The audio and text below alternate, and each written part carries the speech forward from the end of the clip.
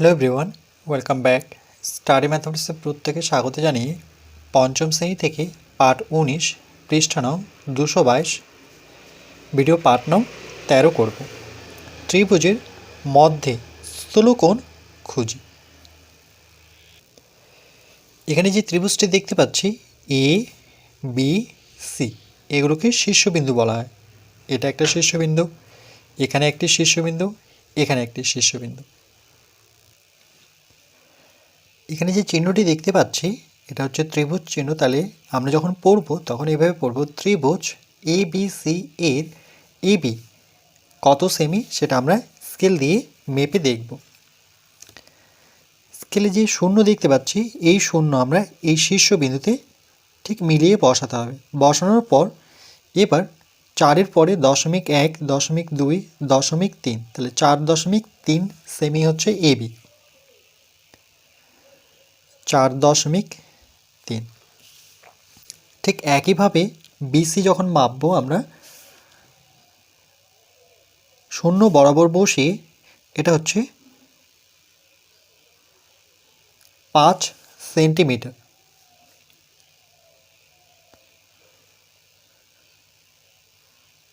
5 semi.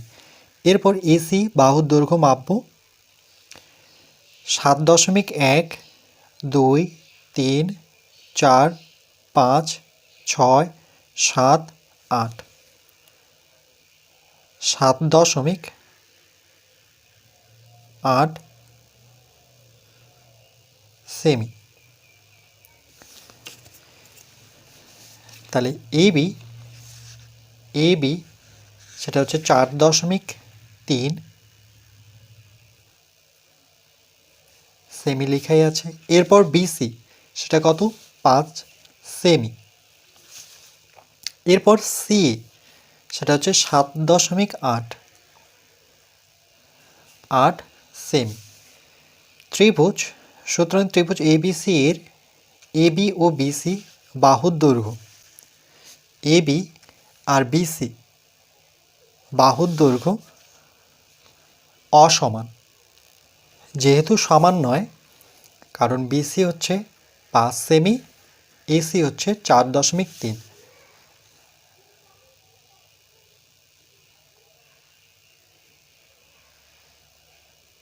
তাহলে লিখব অসমান। এরপর ত্রিভুজ এবিসি একটি, এই বাহু আলাদা মাপ আর এই বাহু আলাদা মাপ, অর্থাৎ 3টি বাহু আলাদা আলাদা মাপের। এই জন্য এই ত্রিভুজটির নাম হবে বিষমবাহু ত্রিভুজ। বিষমবাহু ত্রিভুজ। পৃষ্ঠা নাম্বার 215-তে ছিল যে ত্রিভুজের 3টি বাহুর দৈর্ঘ্যই অসমান অর্থাৎ সমান নয়, সেই ত্রিভুজটি বিষমবাহু ত্রিভুজ। এরপর চাঁদার সাহায্যে মেপে দেখি কোণ। এটা যখন আমরা উচ্চারণ করব তখন বলবো কোণ এবিসি, অর্থাৎ এখানে বি কোণটি মাপতে হবে। এই তিনটি এবিসির মধ্যে, ওয়ার্ডের মধ্যে যেটা মাঝখানে রয়েছে সেটাকে মাপ যোগ করতে হয়। তাহলে বি কোণটা যদি মাপি, অর্থাৎ এই কোণটি আমরা চাঁদার সাহায্যে মাপব। প্রথমে দেখো চাঁদার এই বিন্দুটাকে আমরা, মাঝখানে বিন্দুটাকে ভূমিকেন্দ্র বলবো, এই পাশটায় ভূমিরেখা, এই পাশটায় ভূমিরেখা। তাহলে এই বিন্দুর সাথে এই বি বিন্দু আমরা মেশাবো। তারপরে এই রেখার সাথে, ভূমিরেখার সাথে রেখাটি মেশাতে হবে। এবার এখানে দুটো স্কেল, একটা হচ্ছে বাইরের স্কেল, একটা হচ্ছে ভিতরের স্কেল। তাহলে শূন্য কোনটাতে আছে? শূন্য আছে ভিতরের স্কেলে। তাহলে শূন্য ধরে আমরা গণে এই পর্যন্ত আসব।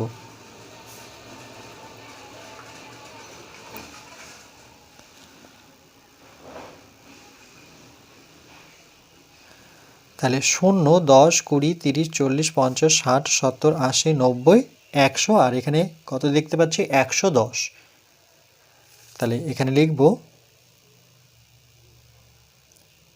110 ডিগ্রি। তাহলে এখানে বি কোণটি পেলাম আমরা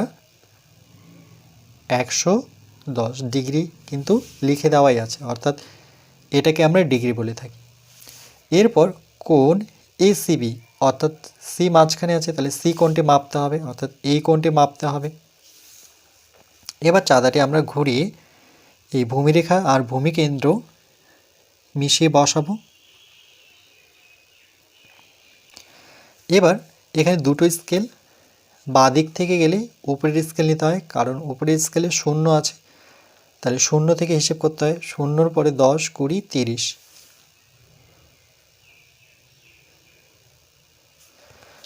তাহলে এসিবি পেলাম আমরা 30 ডিগ্রি। এরপর কোণ বিএসি অর্থাৎ এই কোণটি মাপতে হবে, অর্থাৎ এই কোণটি যখন এ কে লিখবো আমরা, এই কোণটি লিখবো, তখন কিন্তু বিএসি এটাকে মাঝখানে রাখতে হয়। তাই ঠিক একইভাবে চাঁদাটি এইভাবে বসাবো।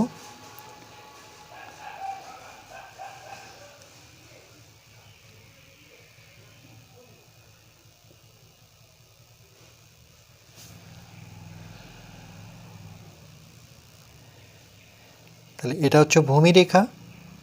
তাহলে ভেতরের স্কেল নেব, কারণ ভেতরের স্কেলে শূন্য আছে, শূন্যর পরে 10, 20, 30, 40, তাহলে এটা হচ্ছে 40 ডিগ্রি। তাহলে কোণ বিএসি পেলাম আমরা 40 ডিগ্রি। এবার দেখো এই যে তিনটি কোণ লিখেছি, এই তিনটি কোণের যোগফল 180 হচ্ছে কিনা। তাহলে 110 আর 30 যোগ করলে 140, 140-এর সাথে 40 যোগ করলে পরে 180। মনে রাখবে ত্রিভুজের তিনটি কোণের সমষ্টি কিন্তু 180 হতে হবে। কোণ এবিসি এর মান ড্যাশ ডিগ্রির চেয়ে বড় আবার ড্যাশ ডিগ্রির চেয়ে ছোট। তাইলে এখানে বি কোণটির কথা বোঝাচ্ছে যে কোণ এবিসি আর এখানে ড্যাশ ডিগ্রির চেয়ে বড় আবার ড্যাশ ডিগ্রির চেয়ে ছোট। তাহলে এরকমভাবে পড়ব যে এখানে বি কোণটি দেখো সেটা কত 110, সেটা 90 থেকে কি বড়, ডিগ্রির চেয়ে বড়, আবার এই 110 180 থেকে ছোট, 180 ডিগ্রির চেয়ে ছোট। আরেকবার বলছি, বি কোণটি এই দেখো কোণ এবিসি অর্থাৎ বি কোণ এর মান 110 90 থেকে বড়, তাহলে 90 ডিগ্রির চেয়ে বড়, আবার 110 180 থেকে ছোট, তাহলে 180 ডিগ্রির চেয়ে ছোট। এই যে দেখো এখানে কোণটি কত 110, তাহলে 110 90 থেকে কি বড় আর 180 থেকে ছোট। তাহলে কোণ এবিসি একটি ড্যাশ কোণ। তাহলে 90 ডিগ্রির চেয়ে বড় আর 180 ডিগ্রির চেয়ে ছোট এই ধরনের কোণকে আমরা বলবো স্থূলকোণ।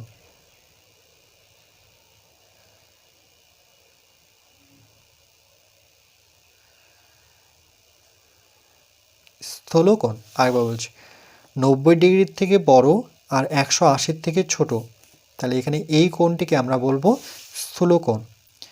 যে কোণের মান 90 ডিগ্রির চেয়ে বড় আবার 180 ডিগ্রির চেয়ে ছোট সেই কোণকে স্থূলকোণ বলা হয়।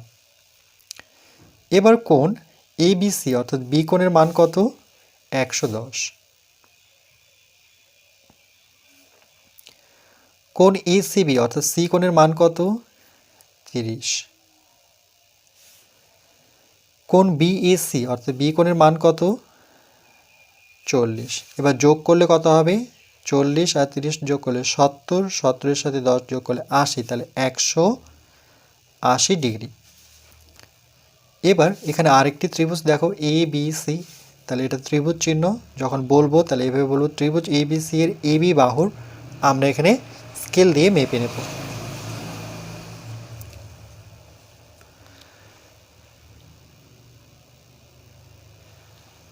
সেটা হচ্ছে 3.123, 3.3 সেমি, 3.3 সেমি। এরপর বিসি বাহুর আমরা মাপবো, শূন্যতে বসাবো, আর এটি হচ্ছে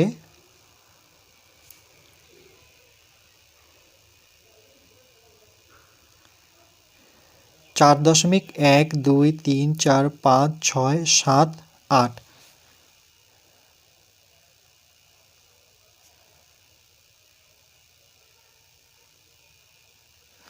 এরপর এসি বাহুর আমরা মাপব,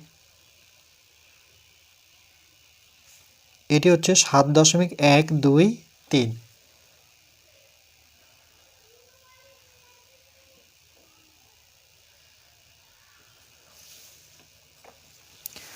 তাহলে এবি বাহুর মাপ কত পেলাম? 3.3 সেমি। বিসি বাহুর মাপ 4.8 সেমি। সিএ বাহুর মাপ 7.3 সেমি। ত্রিভুজ এবিসি এর এবি, বিসি ও সিএ বাহুর দৈর্ঘ্য দেখো, এটা 4.8, 7.3, 3.3 আলাদা আলাদা মাপের, তাহলে সমান নয়, তাহলে সেটাকে বলবো অসমান। সমানের বিপরীত হচ্ছে অসমান। তাহলে ত্রিভুজ এবিসি একটি ড্যাশ বাহু ত্রিভুজ, তাহলে সেটি কি বাহু ত্রিভুজ? বিষম বাহু ত্রিভুজ। আলাদা আলাদা মাপের থাকলে সেটাকে আমরা বলবো বিষম বাহু ত্রিভুজ। কেন? যে ত্রিভুজের 3টি বাহুর দৈর্ঘ্য অসমান, সমান নয়, সেই ত্রিভুজটি বিষম বাহু ত্রিভুজ। এরপর পৃষ্ঠ নাম্বার 223। চাঁদার সাহায্যে মেপে দেখি কোণ এবিসি অর্থাৎ বি কোণটি আমরা মাপব, অর্থাৎ এই কোণটি মাপতে হবে। তাহলে ঠিক একইভাবে এই বিন্দুকে কেন্দ্র করে আমরা চাঁদার যে ভূমি কেন্দ্র সেটি মেশাবো আর ভূমিরেখার সাথে মেশাবো। দেখতে হবে ভূমিরেখা এই দিকটায় রয়েছে না এই দিকটায় রয়েছে, তো আমি দেখতে পাচ্ছি এই দিকটায় রয়েছে। তাহলে মনে রাখবে যে দিকটায় ভূমিরেখা থাকবে সেই দিক থেকে গুনতে হয়। তাহলে এই দিক থেকে যদি গুনতে হয় তাহলে আমরা ভেতরের স্কেল নেব, কারণ ভেতরের স্কেলে 0 আছে। তাহলে 0, 10, 20, 30, 40, 50, 60, 70, 80, 90, 100, 110, 120, এটা কততে যাচ্ছে? 130-এ। ঠিক করে যদি আমরা বসাই তাহলে এটা 130ই পাবো। 1, 3, 0। তাহলে এখানে যে কোণটি পেলাম 130 ডিগ্রি, চিহ্নটা দেব না কারণ এখানে কোথায় লিখে দেওয়া আছে। এরপর কোণ এসিবি, তাহলে মাঝখানে যেই সংখ্যাটি দেখতে পাচ্ছি মানে সি দেখতে পাচ্ছি, মাঝখানে যে থাকবে তার মাপ যোগ করতে হবে। অর্থাৎ এখানে সি কোণের মাপ কত? তাহলে ঠিক একইভাবে আমরা চাঁদাটি বসাবো সি বিন্দুকে কেন্দ্র করে। এবার ভূমিরেখা এই দিকটায় রয়েছে, তাহলে যখন বাঁ দিক থেকে আমরা গণনা করব তখন চাঁদার বাইরের স্কেল ধরে গুনতে হবে, কারণ বাইরের স্কেলে 0 আছে। তাহলে 0, 10, 20, 20 ডিগ্রি, 20 ডিগ্রি। এরপর কোণ বিএসি অর্থাৎ এই কোণটি মাপব।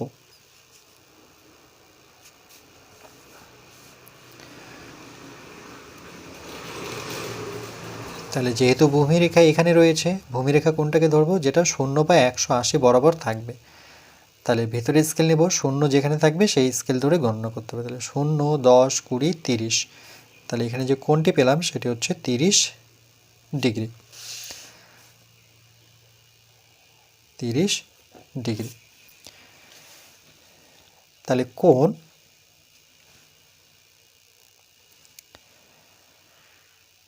এবিসি অর্থাৎ বি কোণটি বোঝাচ্ছে এর মান, এই যে বি কোণটির মান সেটা কি 90 থেকে বড়? 130, 90 ডিগ্রির চেয়ে বড়, আবার 130 180 থেকে ছোট, 180 ডিগ্রির চেয়ে ছোট। তাহলে সুতরাং ত্রিভুজ এ বি সি কোণটি অর্থাৎ বি কোণটি কী হবে? স্থূলকোণ। স্থূলকোণ কখন স্থূলকোণ লিখব? যখন 90 ডিগ্রির চেয়ে বড়, 180 ডিগ্রিতে চেয়ে ছোট। যেমন এরকম কোণ 130, তাই 90 ডিগ্রির চেয়ে বড় 91, সেটা স্থূলকোণ। 92 স্থূলকোণ, 100 স্থূলকোণ, 110 স্থূলকোণ, 189 পর্যন্ত স্থূলকোণ। যখনই 180 চলে আসবে সেটা কিন্তু আলাদা কোণ, অর্থাৎ সেটিকে সরল কোণ বলবো। এবার কোণ এবিসি অর্থাৎ বি কোণের মাপ কত? 130 যোগ কোণ এসিবি, সি কোণের মাপ কত? 20 ডিগ্রি।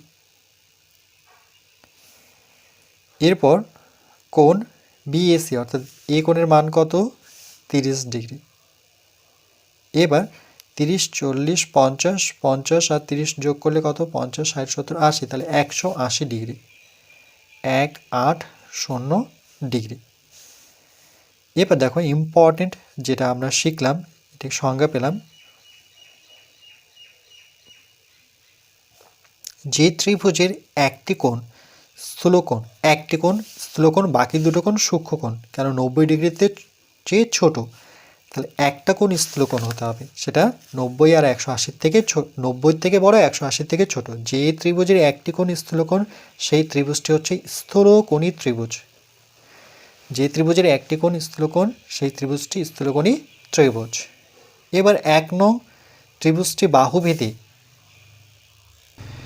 1 নং বলতে এই যে এটা বাহুভেদে সেই ত্রিভুজটার নাম কি বিষমবাহু ত্রিভুজ। যেহেতু আলাদা আলাদা মাপের, একটা 7.8, একটা হচ্ছে 5 সেমি, আর একটা হচ্ছে 3.4.3, তাহলে 1 নং ছবিটি বাহুভেদে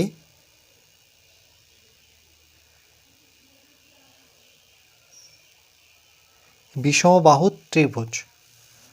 আর কোণ ভেদে সেটির নাম কি দেব, যখন চাঁদার সাহায্যে কোণ ভেবে দেখলাম সেটি হচ্ছে স্থূলকোণী ত্রিভুজ। তাহলে কোণ ভেদে এর নাম বিষমবাহু নয়, তখন লিখতে হবে স্থূলকোণী ত্রিভুজ। এবার 2 নং ত্রিভুজটি বাহুভেদে, 2 নং ত্রিভুজটি বাহুভেদে যেহেতু আলাদা আলাদা মাপ 7.3, 4.8, 3.3, তাহলে সেটি হবে বিষমবাহু ত্রিভুজ।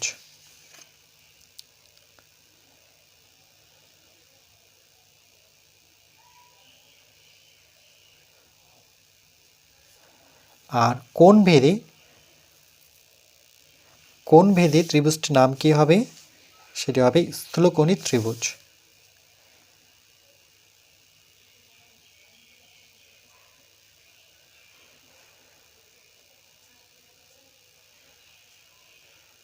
স্থূলকোণী ত্রিভুজ। তাহলে কোণ অনুযায়ী ত্রিভুজ 3 প্রকার, ভীষণ important line, very very important. কোণ অনুযায়ী ত্রিভুজ 3 প্রকার। একটাকে বলবো আমরা সূক্ষ্মকোণী ত্রিভুজ, যেটা 90 ডিগ্রির থেকে কম। তারপরে সমকোণী ত্রিভুজ, যেটি হচ্ছে 90 ডিগ্রি, আর এটা 90 ডিগ্রির চেয়ে 90 এর চেয়ে কম কোণকে সূক্ষ্মকোণী ত্রিভুজ বলা হয়। এটা 90 ডিগ্রি যেটা পাবো সেটাই হচ্ছে সমকোণী ত্রিভুজ। আর স্থূলকোণী হচ্ছে 90 থেকে বড় এবং 180 থেকে ছোট, সেটাকে আমরা বলবো স্থূলকোণী ত্রিভুজ। তাহলে কোণ অনুযায়ী ত্রিভুজ 3 প্রকার: সূক্ষ্মকোণী ত্রিভুজ, সমকোণী ত্রিভুজ, স্থূলকোণী ত্রিভুজ। এরপর এটা ইম্পর্টেন্ট যে বাহু অনুযায়ী ত্রিভুজ 3 প্রকার। একটা হচ্ছে সমবাহু ত্রিভুজ, যার 3টি বাহুর দৈর্ঘ্য সমান। এটা যদি 1 সেমি হয়, এটাও 1 সেমি হবে, এটাও 1 সেমি হবে, সেটাকে বলবো সমবাহু ত্রিভুজ। 2 নাম্বার সমদ্বিবাহু ত্রিভুজ। সমদ্বি কথার অর্থ দুটি বাহু সমান, সমদ্বিবাহু ত্রিভুজ।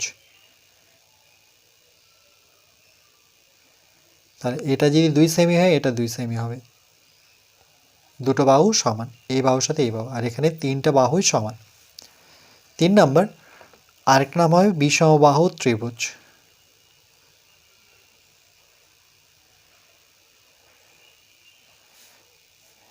এটার অর্থ হচ্ছে 3টি বাহু আলাদা আলাদা মাপের। এটা যদি 4 সেমি হয়, এটা 5 হবে, এটা ধরে নাও 3 হবে, সেটাকে আমরা বলবো বিষমবাহু ত্রিভুজ। তাহলে বাহু অনুযায়ী ত্রিভুজ 3 প্রকার: সমবাহু ত্রিভুজ, সমদ্বিবাহু ত্রিভুজ, বিষমবাহু ত্রিভুজ। আর কোণ অনুযায়ী ত্রিভুজও 3 প্রকার, কিন্তু তখন হবে সূক্ষ্মকোণী ত্রিভুজ, সমকোণী ত্রিভুজ, স্থূলকোণী ত্রিভুজ। ভীষণ ইম্পর্টেন্ট এই কয়েকটা লাইন শেষের।